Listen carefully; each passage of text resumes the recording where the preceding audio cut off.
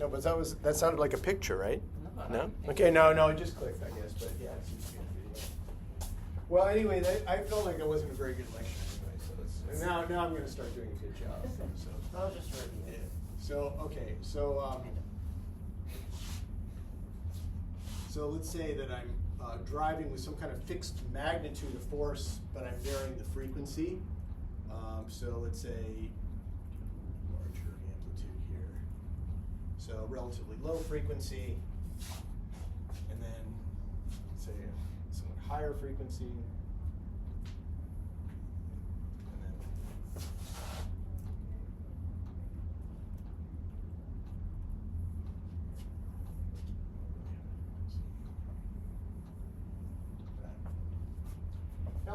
Let's say that this is, so this frequency, let's say, is considerably less than the resonant frequency.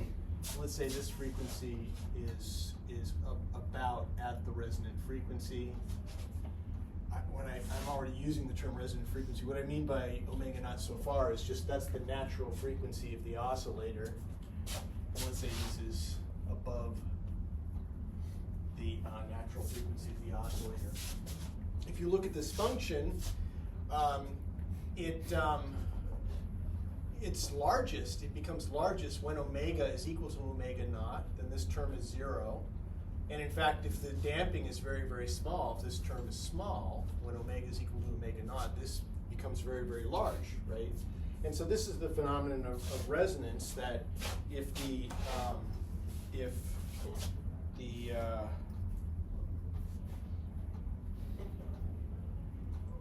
the spring wants to naturally oscillate at this frequency, and then I happen to drive it at that frequency, I get actually, it very quickly goes out of control. If on the other hand I drive it at, a low frequency compared to the natural frequency, it kind of moves passively with me and kind of oscillates a little bit. Again, at the same frequency I'm driving it at, but the amplitude of its own motion up and down like this, the mass on the spring, is relatively small when I'm driving it at this low frequency. And similarly, at a high frequency like this, again, it's oscillating with me somewhat, but its frequency is, the amplitude of its oscillation is relatively small. But once I drive it right at the resonant frequency, it very quickly goes out of control. In fact, I can't do more than one sweep of it before the mass starts to fall off. So in terms of these pictures, so down here, the response, the displacement of the oscillator, again, is oscillating at the same frequency as the driving force, but it has maybe a relatively small response like this. And similarly up here, again, it's oscillating at the frequency of the driving force, but it has a relatively small response. I didn't get the frequency quite right, but that looks really bad. I can't, especially since I'm recording, I can't let that go. I have to somehow match this thing.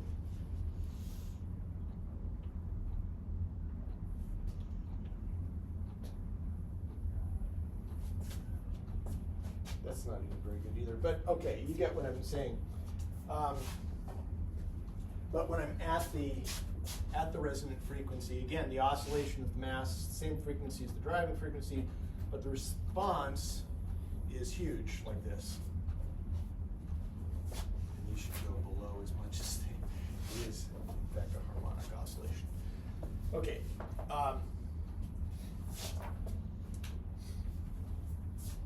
So this is the phenomenon of resonance, and now I'm free to use the term that omega naught is the resonant frequency of the oscillator. If you drive that frequency, you get a big response.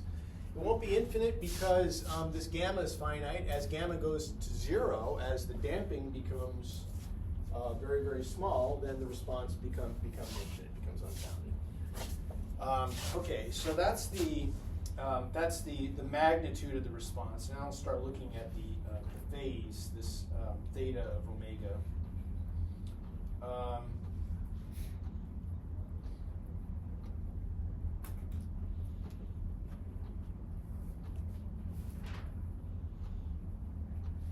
Yeah, maybe I'll write for this case that notice that when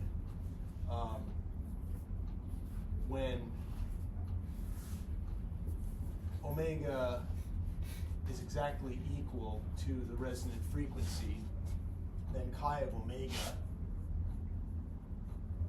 becomes 1 over 2 gamma, 1 over 2 gamma omega naught squared. And if we're ignoring, for the moment, we were sort of ignoring the phase factor, the theta. If we just looked at the magnitude of the response, this x of t, the displacement of the oscillator, would be whatever the magnitude of the oscillation is times cosine omega t, and this magnitude would just be x max would just be f divided by this thing, right? So this is an acceleration. I'm dividing by a frequency squared, so it has units of displacement. And so this tells you what the maximum displacement of the oscillator is right at resonance. And you can see, of course, it depends on gamma. As gamma goes to 0, then the magnitude of the oscillation becomes infinite. Okay. So now let's look at this other feature. So let me write this whole solution here. So x of t, this is for the cosine driving. Looks like so it's chi of omega times I'm gonna write the f out here. Cosine omega t plus theta omega that.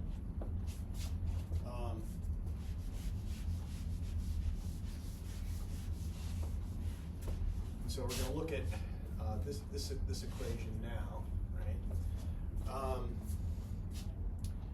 Just remember that tangent is its sine theta divided by cosine theta, and since we have the actual constituent, we got this tan function by noting that it was sine over cosine. This was the sine was proportional to this negative term, and the cosine was proportional to this positive term. So in fact, figuring out the angle from the ratio of these quantities doesn't have any pi ambiguity in it. We know what quadrant it's in. For theta small, for let's say omega is very small, so this is close to 0, and this is close to just 1 over omega naught. This is indeed a negative number, and it's small, and that tells us that the angle is negative and small. So, for, let's say, so let's look first at the case where omega is much, much less than omega naught. We can see that this number is manifestly negative, this number is manifestly positive, and so we know that if I look at what this angle has to be, it has to be slightly negative, right? If this is close to 0 but it's negative and this is positive, then the theta is slightly negative, like this. So looking at the solution, for omega close, for omega much less than the resonant frequency, this is a negative number, which means that the graph of x as a function of time looks like the cosine omega t, but shifted to the right. So if I try to graph it,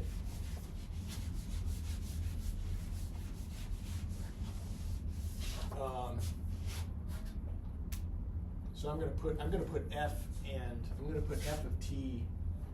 I'm not coordinated enough to color code it, but I'm going to put f of t and x of t on the same graph. Let's see if we've got a color here, maybe, if this works. We'll try it. All right.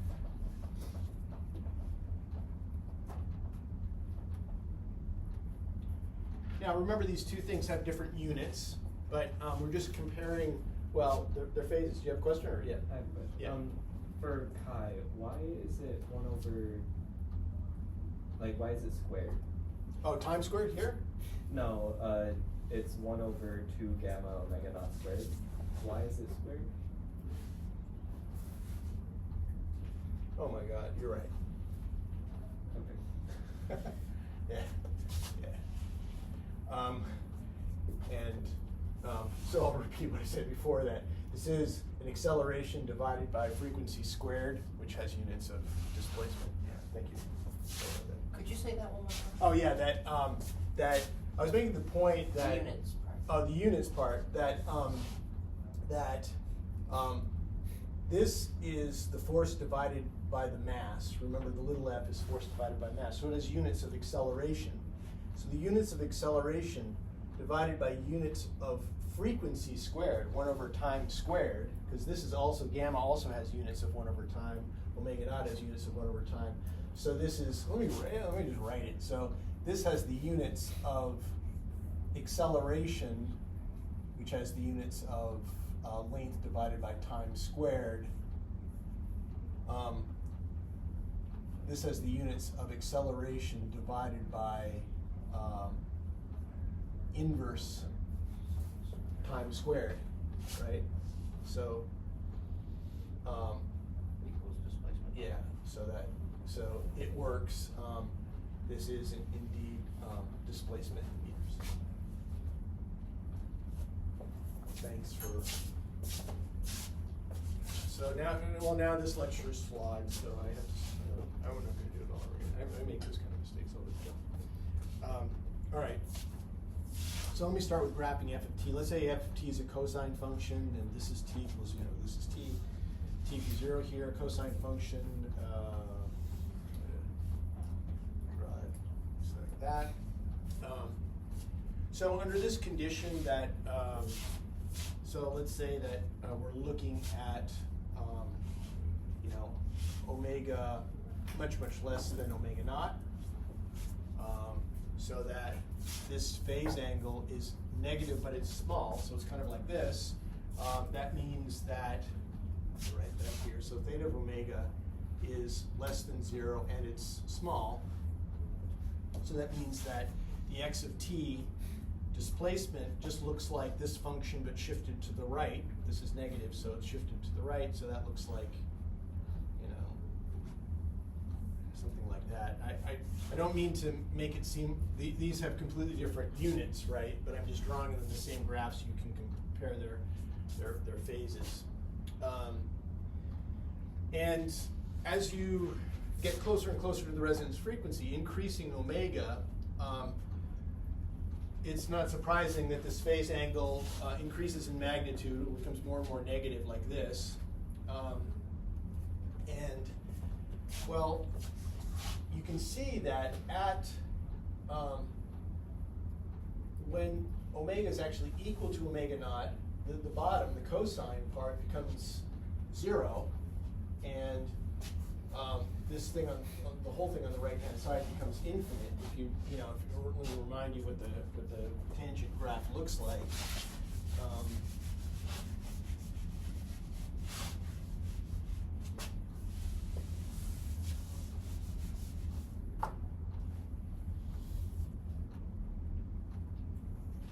So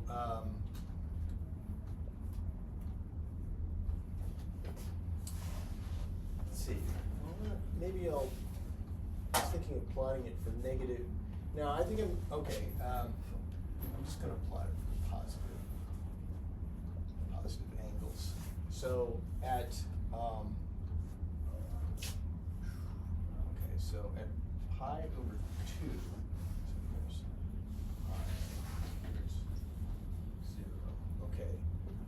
So tangent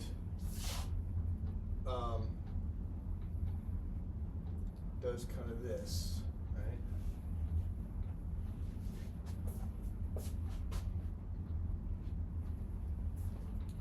Now, the little complication here is that the angle here is actually negative. It's always negative, and that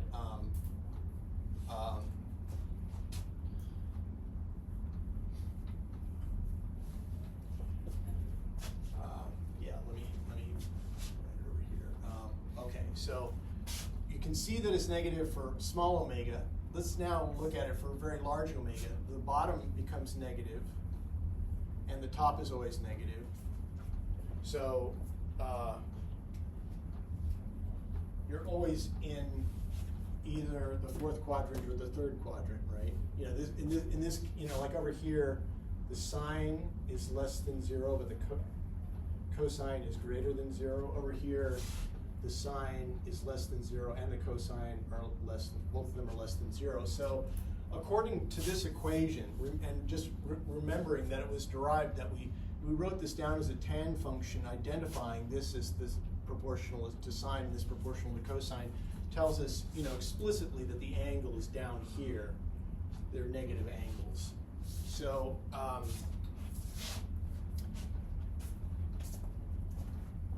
what happens at pi over 2 is that, when this is this goes to infinity, it's going to infinity in a negative sense. So it's, you know, you're sort of over on this side of the graph. This is. I sort of wish that I hadn't plotted, because plotting tangent for a positive argument, I think, makes it kind of hard to see this. I really think about this graph. Like, actually, I'm just going to erase this altogether. We don't really care about what the details of the tangent function looks like. It just sort of looks like at the extreme. So, for small omega, we agree that theta is here, and as omega is increased, right, this becomes more and more negative. So the angle becomes more and more negative. You're sweeping this way. When you get to the place where this is actually equal to 0 and the tangent becomes infinite, well, you're at this point right down here. You're at theta of omega equals negative pi over 2. Right? And then when you're somewhere over here, now theta is still negative, but it's this angle. So as omega is increased, from 0 up through the resonant frequency and then beyond, this angle is just sweeping this way. So in terms of this kind of graph, let's go to the case where now the frequency is much, much larger than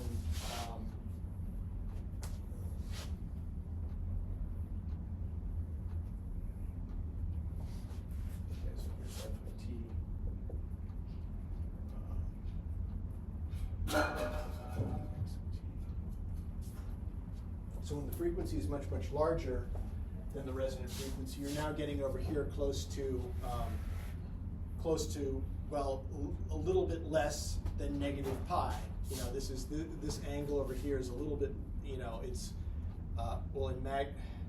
it's close to pi, close to negative pi, but not quite at negative pi. And so that means that this phase shift is nearly negative pi, which means that cosine just gets shifted to the inverse of itself. So the response would look something kind of like this, right? It's just out of phase. We say it's out of phase with the driving force. This is for the case of omega much larger. Yeah. What does it say after the cosine omega t theta something on top? Here? Yeah. Cosine omega t plus theta. Omega. This is just theta of omega. Just omega? Yeah, theta of omega. Theta of is omega. Okay, theta right. of omega. This phase angle depends on the frequency of the driving force. That's a feature of this kind of driven oscillation. Could you just label the axes on that? Oh yeah, this is. I'm not sure. This is just a label of. This is just theta. It's just depicting theta as an angle in the Is that XY plane. two-dimensional or three-dimensional? It's two-dimensional. This is. The thing is that not x and y like displacement x and y. These are, this is really just depicting an angle. You know, it's, I mean, the phase shift appearing here is just, it's an angle.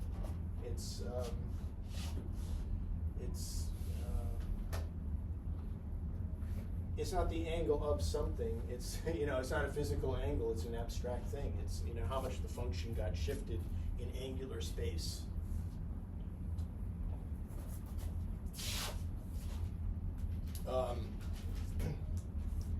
And the last case is right at resonance. So, so here's f of t again as a cosine, that, and then x of t. All right, so this is omega right at resonance.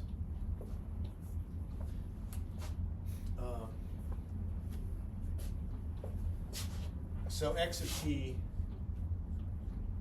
is proportional to cosine omega t minus pi over 2.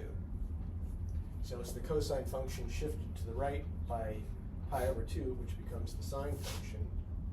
So it looks like that. Oops. Oh, God. All right, let's try that again.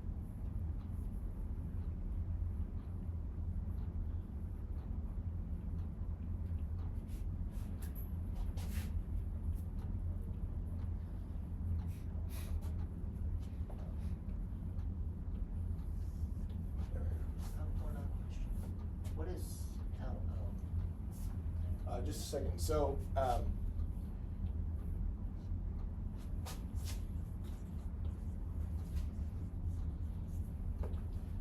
so right at resonance, the oscillations they're not out of phase. It's sort of like the displacement of the oscillator is at 0 when the force is at maximum, and the velocity of the oscillator is at a maximum when the force is at a maximum, right? Because you know, if x, I won't try to draw, it would stretch my limits, but so x is like a sine function and f is like a cosine function, but that means that the velocity, which is the derivative of x, is like a cosine function. So it turns out that the velocity of the oscillator and the driving force of the oscillator are the ones that are in phase when you're right at resonance. And this has the feature that this is at resonance, the force is doing the maximal work on the oscillator system because the force times the velocity is maximum. I'll do that in a minute. All right, I'm sorry, your question. Yeah. What is LO? What? Less than 0. Oh. Ignore me. Okay.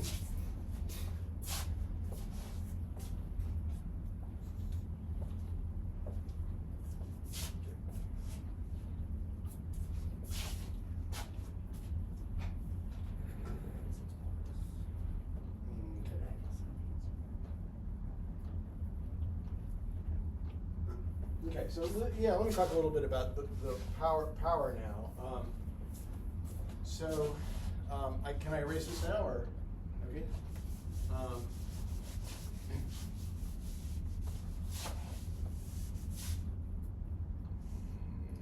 should probably leave this up. I just need the graphs. Oh, you need the graphs? Not those two. Okay.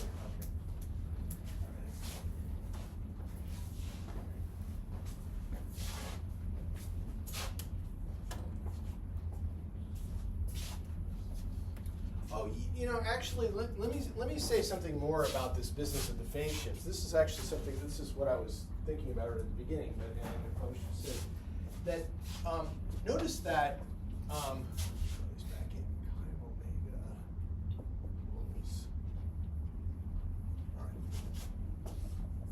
All right. So I've argued that in taking the inverse, you know, you'd think, well, when I take the inverse tan to find, you know, I take the inverse tan of this to find theta, that there's some ambiguity. The usual question of like, well, is it in the first quadrant or is it in the third quadrant? When you take the inverse tan of a function knowing nothing else, it has that ambiguity. But because this was arrived at physically, the tan function was constructed by looking explicitly at the ratio of the sine of that angle to the cosine, and that told us the sine was negative, the cosine was positive for small omega, and then for larger omega, this becomes negative, and this remains negative. So it tells us that the angle explicitly is negative.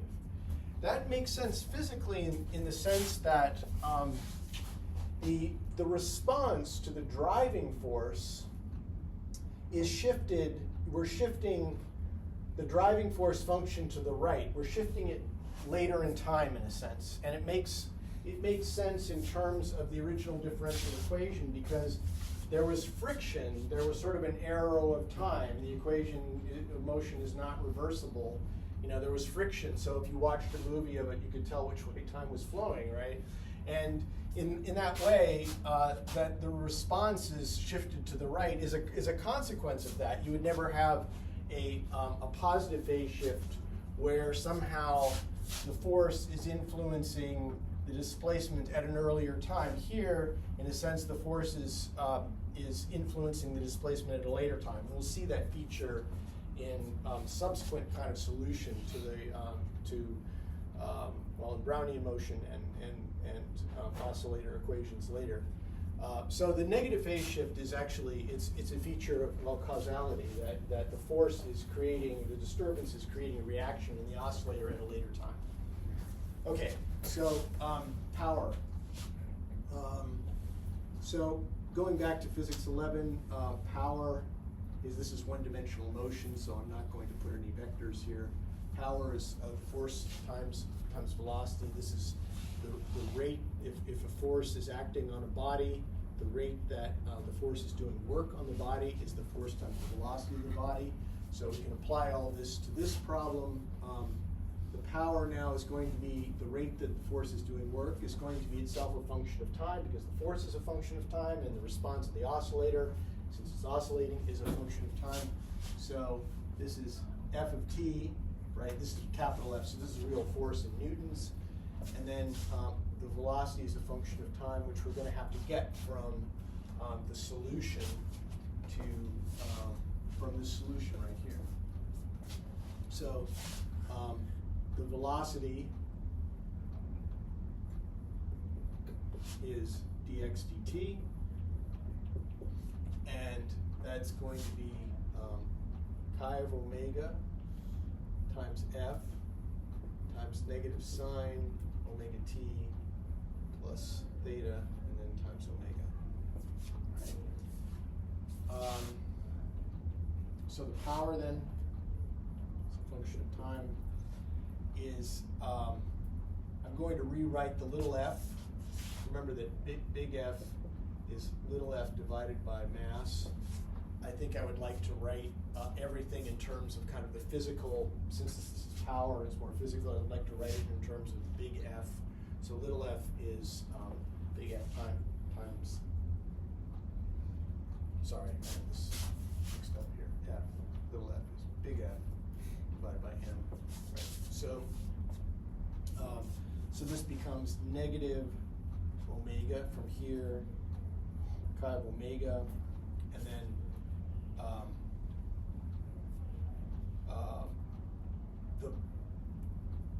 the force itself is going to be F. Let me write it in. Sorry, let's start this over again. All right, so power. I'm going to start with this. This is F times cosine omega t. Right? We're driving it with a cosine function.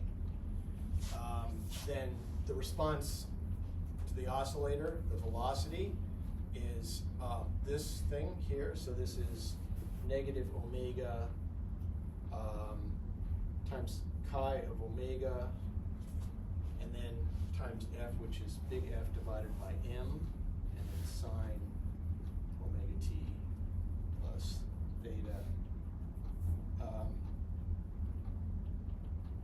I guess I'll leave in this theta of omega thing. I'll write it explicitly as a function of omega. this is negative f squared divided by m divided by m, and then cosine omega t sine omega t plus theta. The minus sign here makes sense in that, well, at least we would expect to have at least under some conditions we expect to have averaged over time.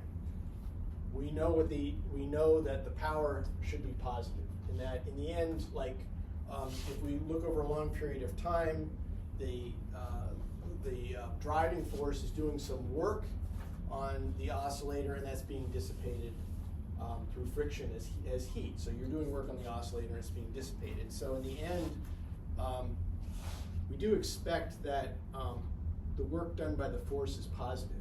So somehow this minus sign between the fact that you have a sine and cosine function here and the fact that this theta is actually always a negative phase angle has to conspire to give us positive rate that work is done by the force. So we should be sort of keeping that in mind. All right, so I can rewrite this as, let's see, so sine of A plus B is sine of A cosine B plus sine of B cosine A, right? So keeping both of these terms, they have negative omega f, capital F squared divided by m. So let's see. So the first term here, yeah, let's so cosine omega t, and then sine omega t, cosine theta, and then the other term, omega f squared over m. Now we have cosine squared omega t sine theta. Omega. Okay. If I look at the average of the power over one cycle, so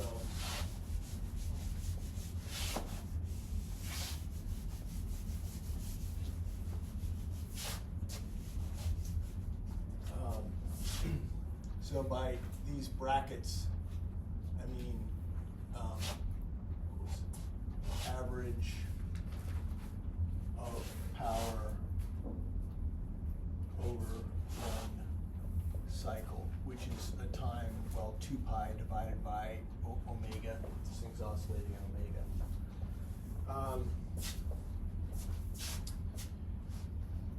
If I average this combination cosine omega t times sine omega t over one cycle, it's 0. So when I average this, this term vanishes, but this term survives. The average of cosine, can work this out. I'm not going to give you the details, but the average of cosine omega t over one cycle of time 2 pi divided by omega is a half.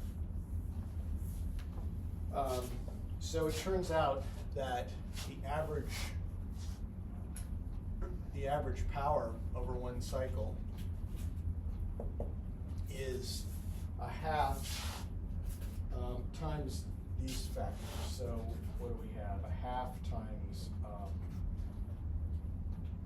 so there's a minus sign, there's a half omega f squared divided by m, and then a sine theta of omega. Now here the minus sign of theta really helps us, because you can see if this is if theta is less than 0, as it always is, then this is the sign of a negative angle, which is negative, and so the power dissipated, the power, meaning the rate that the force did work on the system per cycle, is a positive number, which makes sense because, well, I mean, if you just think of the energy balance, even though we haven't got to energy officially in the mechanics class, but you know what it is, you know, force is doing some work on the oscillator. That energy in the oscillator would increase unbounded, except for the fact that there's friction, and the friction is dissipating that energy. So the work being done is positive, and the amount of energy that's flowing out of the system, heat and whatever, is also positive. And I guess you can see that at resonance, at resonance, so that's when omega equals omega naught. The phase factor is equal to negative pi over 2. So this becomes negative 1, and the power dissipated then at resonance is equal to 1/2 omega f squared divided by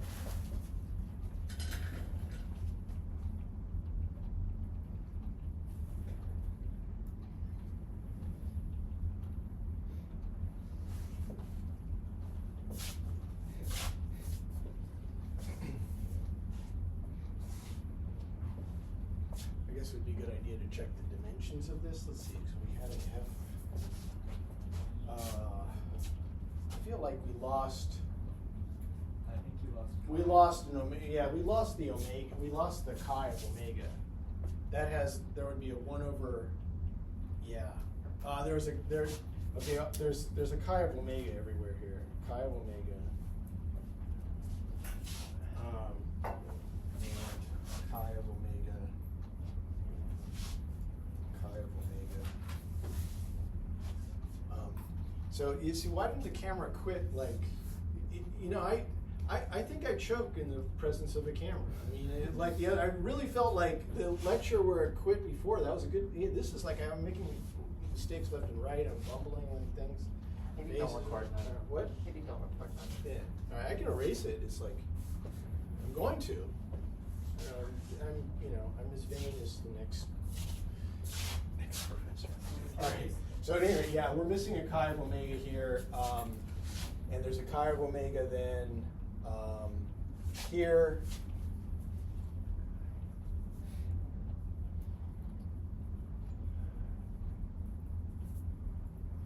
And now I'm going to stare at this and make sure this has the right dimensions. So we have, well, let's see.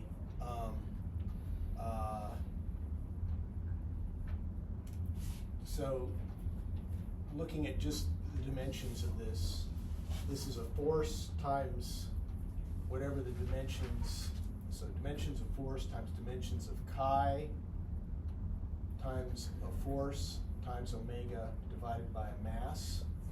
The force divided by mass is an acceleration. The acceleration, so we have this itself is equal to the dimensions of, so it's acceleration times chi times times omega, and this is like a time squared. So one of the times cancels that. The other time multiplies this, turns it into a velocity. So I think this is okay. So this whole thing. So this has units of that, which has units of that, which is velocity. So it's force times velocity. So it's okay. Yeah. The P of T equipment one was good, Yeah. right? Or what over here? Yeah, that one was okay. Yeah. Okay. That still had the chi of omega in it. The chi of omega disappeared somewhere between these two lines. Okay. So we added 3, right? 1, 2, 3. Oh, in three equations? I'm saying the chi omega. Yeah. 3 Well. different spots. Yeah. It's all. Yeah. It should be in all of these expressions. Where else did we add it? There? What? Yeah, it's also here. Yeah. This. I just erased that and added that in. Was there anywhere else? I don't think so.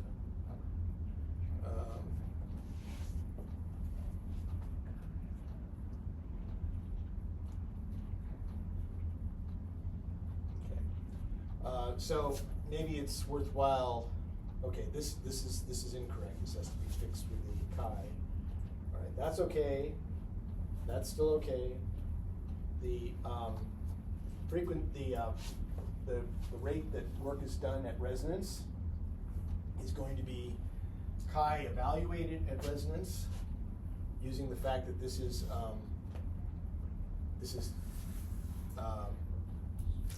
sine of negative pi, sine of negative pi over 2. So it's -1. So this becomes positive 1/2 chi evaluated at the resonant frequency times the resonant frequency times big F squared divided by M. Omega And naught. yeah, so this chi of omega naught. No, but the second one. Sorry, what was that? The second one right This is omega naught? now. It is? Yeah, Okay. yeah. I'm just evaluating this expression at omega naught. So chi at omega naught is, that's what I talked about before, the susceptibility right at the resonant frequency would be infinite if gamma were 0, if there were no dissipation, but there is.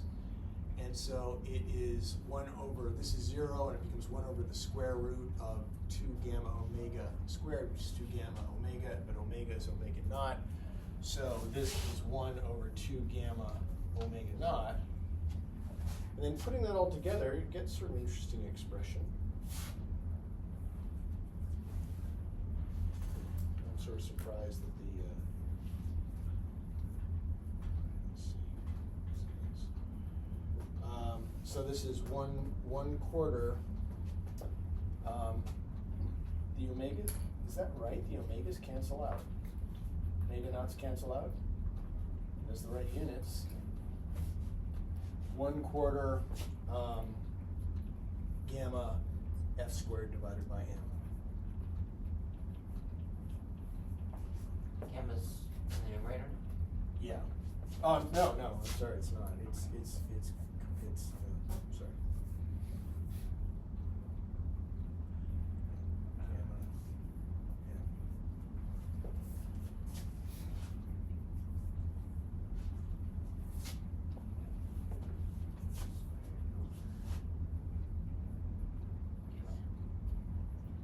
Yeah, and I'm just like, What did you say was the rate that blank does work at resonance? sorry, what was that? You said it was the rate that something does work at resonance. Yeah, the rate that the force does work at Force. resonance. Force. That's what the P is. I'm just surprised that omega naught cancels out. I mean, let's see. Has anybody been really carefully following that? Let's make sure this has the right dimensions. This is still I just like. Wait, just give me a second here. So force divided by force squared. So that's force times a force divided by gamma m. So force divided. So that's acceleration divided by an inverse time, which is velocity. Yeah. Okay. Yeah. That's the question. Yeah. you said it was at omega equals omega naught. Yeah. Right, which is why you subbed omega naught Yeah. for omega. Okay.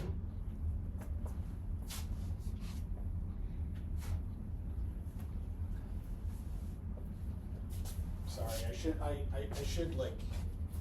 should have the book here so that I could look at it. Because I'm sure they have this formula in it. But I'll check it myself and make sure that that's. I'll get back to you. But it seems to be correct.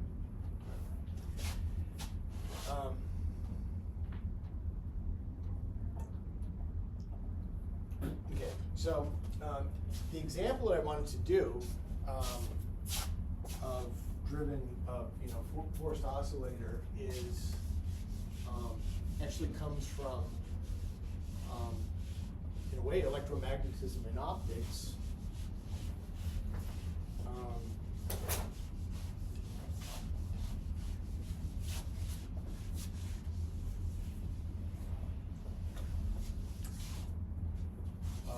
But I wanted to look at the interaction of light with matter in a classical way, which turns out to give essentially all the right answers for wave mechanics. If the electromagnetic, if you were modeling sort of the electromagnetism as wave physics. And so in particular, there are ways just by using a model of kind of charged masses on springs and then interacting with an electric field that's making them oscillate. There are ways of using that model to calculate the index of refraction. And the index of refraction is something that's fairly easy. You're going to measure that in optics, and you measure in particular its frequency dependence, which is called the dispersion. So let me just let me work first from the model that I'm talking about. If you have sort of a neutral molecule or an atom, so there's as much positive as negative charge in it. So I'm just going to, think of it as like a hydrogen atom as an example. So it's a blob here that's got as much positive as negative charge in it. And if I apply an electric field to it, so this is an electric field, the plus will kind of move to one side and the minus will kind of move to the other side. It polarizes.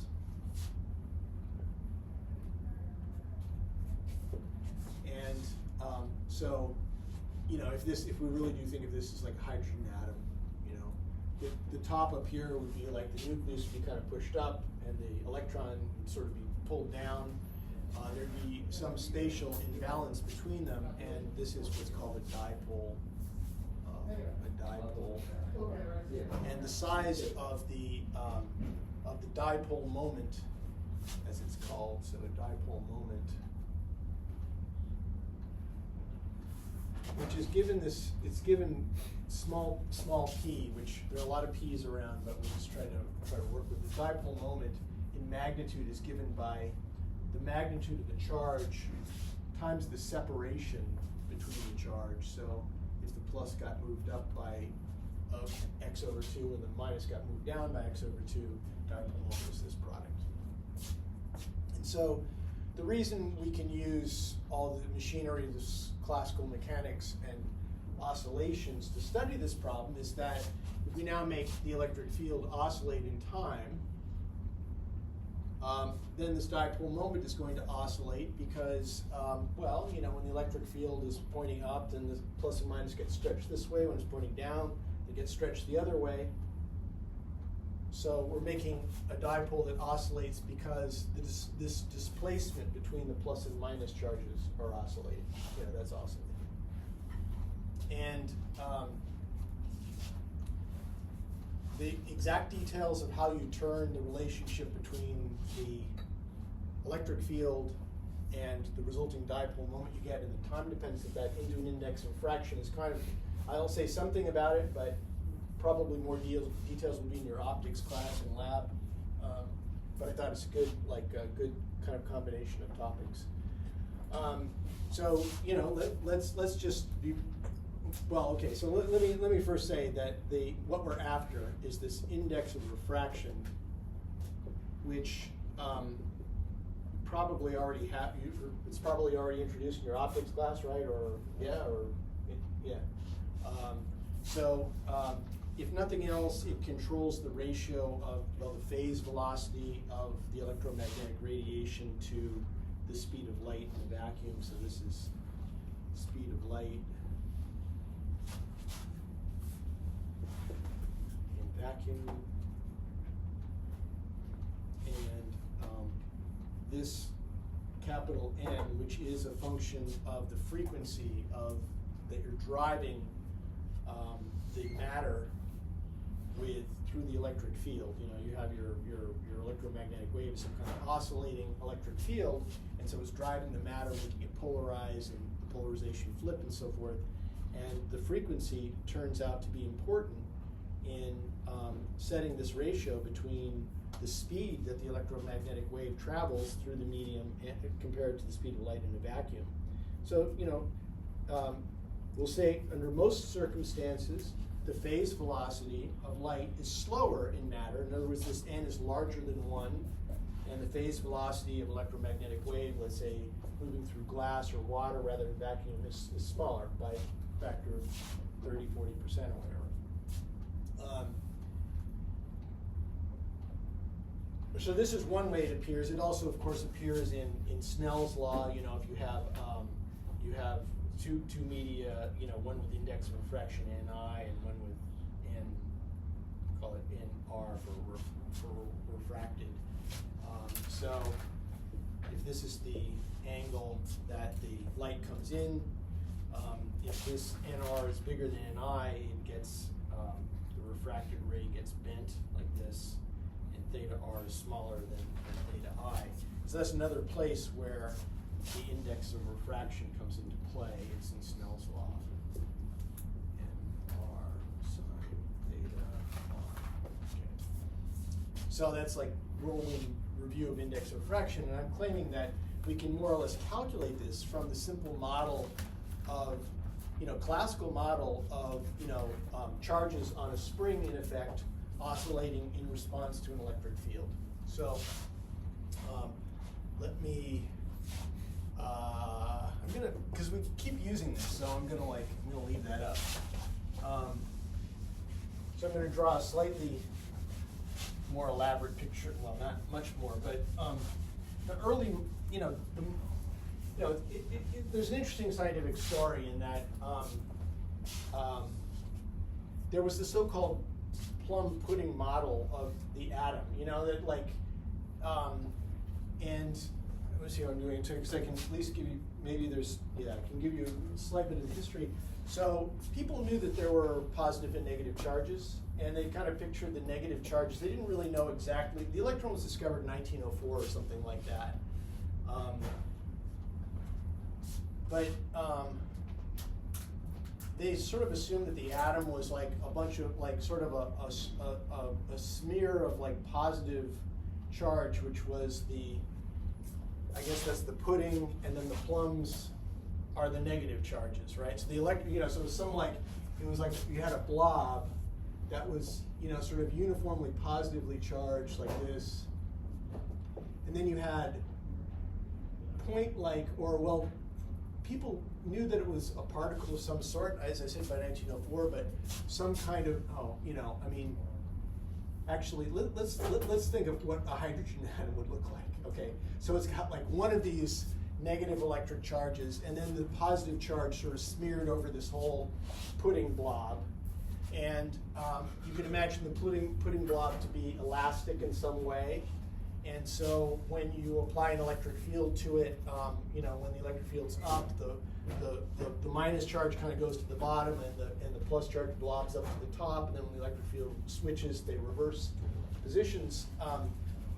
And you could roughly think of this sort of model in terms of a positive. Let me write it this way. So let's say we have.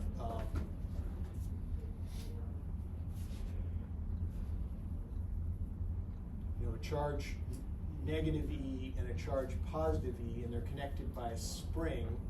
So when you apply an electric field, it does tend to stretch. The plus goes more up and the minus goes more down, as if you've kind of stretched this blob of pudding, plus up at the top and the minus at the bottom. So if I call this this displacement x of t, and also I'm going to, let's imagine that the mass of the positive charge is large compared to the mass of the negative charge, which is the case. The positive charge is the nucleus, negative charge is the electron, which they might have actually been able to, they probably, I don't know what they knew exactly at that time in terms of this model, but for our purposes, let's just make this mass very large and this mass small. So this is essentially stationary, and the negative charge is just kind of oscillating in response to an applied electric field. So this problem we've just solved. It's a classical physics problem, and so if we turn the model of matter into something like this, then in principle we can study how the matter polarizes from a classical point of view in response to the electric field. this I can use our our solutions right now, imagining that we're going to imagine this to be some kind of E cosine omega t, the usual thing. We're driving with some kind of harmonic electric field, and the x of t responds by, well, some chi of omega times little f times e to the I, let me write it this way, e to the I theta of omega times f e to the I omega t.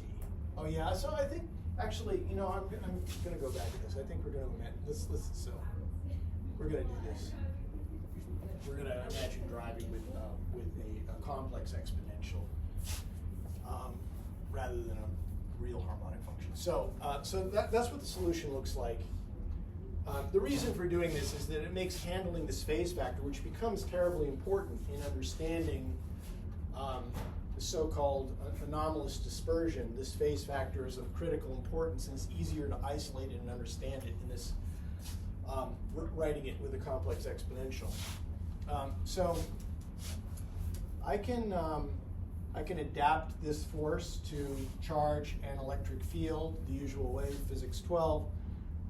So this little f is big F, the force divided by m. Let me write them all here. So little f is big F divided by mass, which is now going to be, we think of as the mass of the electron. The big F is just the charge times the magnitude of the electric field. So little f is just charge of the electron times the electric field magnitude divided by the mass. So we now have something that, I'm going to write it like this. I'm going to put the E over m in front here, chi of omega, e to the I, theta of omega, and put the electric field out over here. In other words, I want to sort of keep the electric field isolated, because we're interested ultimately in the constant proportionality between the applied electric field and the displacement of the charge which appears in the dipole moment. So cutting ahead to this relationship between the applied electric field and the dipole moment, given by some kind of expression like this, eventually does tell us this this index of refraction. And among the features that people wanted to explain was that when you so if you look at, let's say you take optical, let's say you start with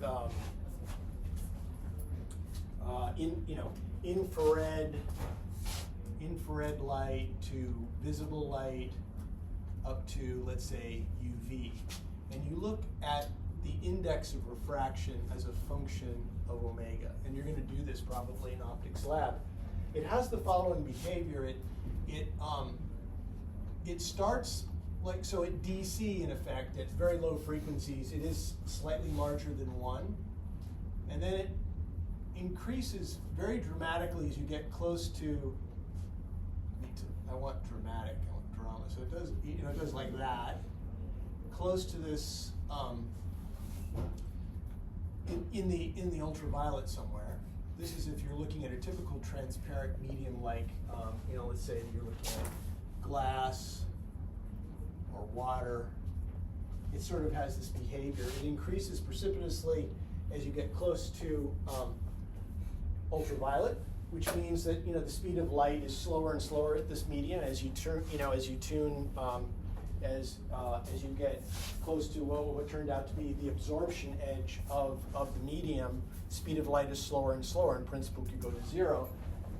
It has other things going on there, but at least sort of grossly, it does this.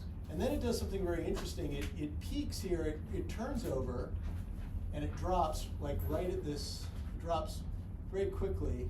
It goes very slightly below 1 like that, and then it increases sort of asymptotically to 1 when you're above this absorption edge. So for instance, up here, this is sort of X-rays and stuff like that.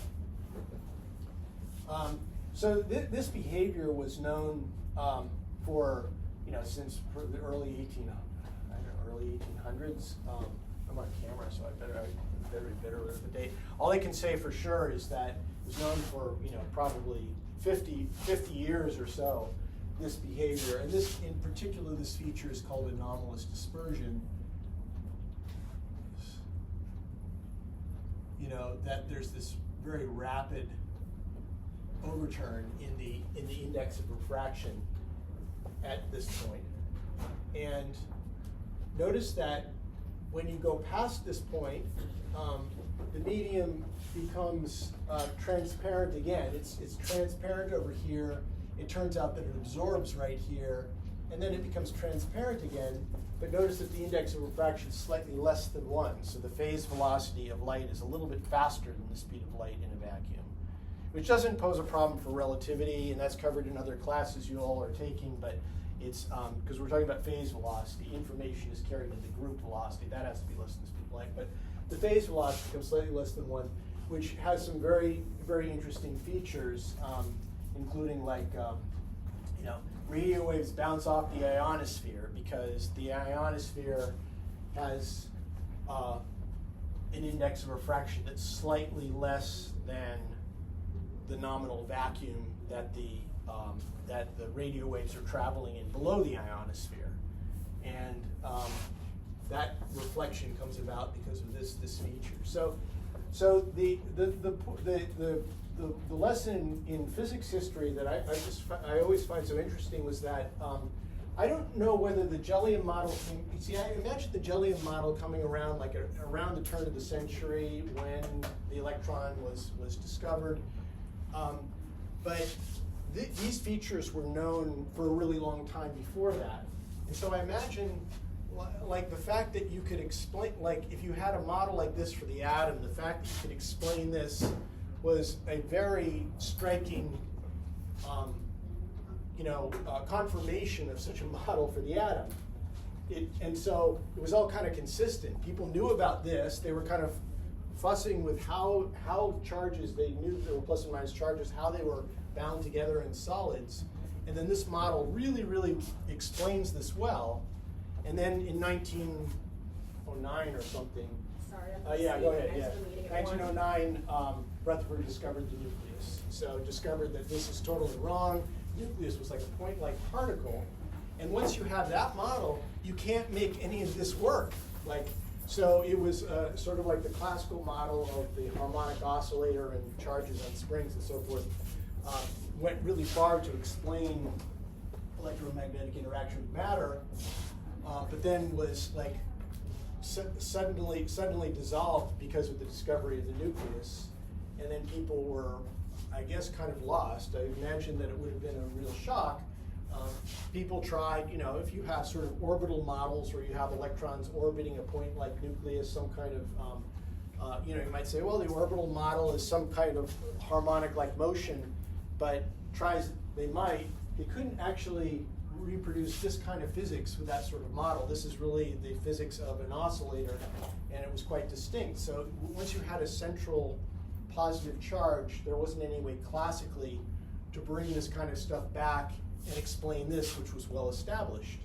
So then it took until quantum mechanics was really quite fully developed, like by maybe the end of the 1920s, it was developed enough that people from perturbation theory could compute this kind of ratio between dipole moment and applied electric field with quantum mechanics. And strangely, quantum mechanics and perturbation theory end up giving you expressions that look very much like the harmonic oscillator. And so it managed to explain this picture. And I think by then there were some small discrepancies between the classical model. I think by then this had been done carefully enough that you begin to see, there's some cracks in the foundation of the classical spring model. So, all right, I know I've gone way over. So. Yeah, yeah. I keep hearing that it's, I don't want to say it wrong. Something about the speed of light in the material. Something can go faster than that. Yeah, the phase velocity. The phase velocity. Yeah. But it's not going faster than the speed of light in a vacuum. No. The phase velocity is higher than the speed of light in the vacuum. Yeah. It's the example that's always given is if you look at water waves, the same kind of thing is true, that the if you watch like collection of water waves. So let's say I'm looking at the cross section of, let's say I have waves in a pond. I drop a rock in and I make these waves go out. And I'm looking in particular at so I drop the rock in and there's kind of a packet of waves now that have traveled out to, let's say, this point right here. So, this part of the water is still, this part of the water is still, but there's sort of these concentric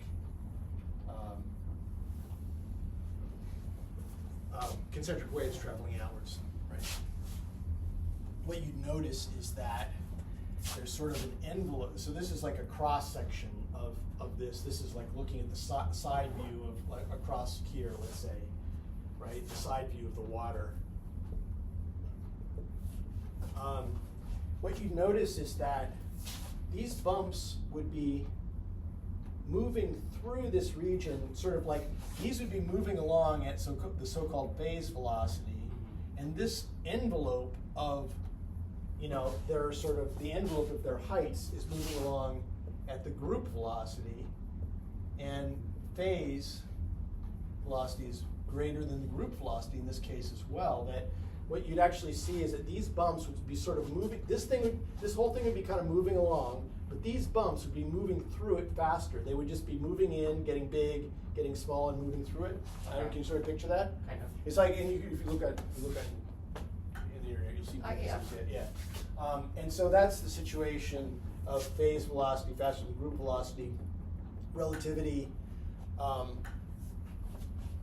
commands the behavior of matter and energy, and those move at group. Those are limited by the So group. what's by the group moving at the velocity. base velocity? It's the disturbance in the surface, but just like just how shadows can move faster than the speed of light, stuff like that, right? You can make if I shine a flashlight on the wall and I do that, like the thing on the wall can move faster than the speed of light, right?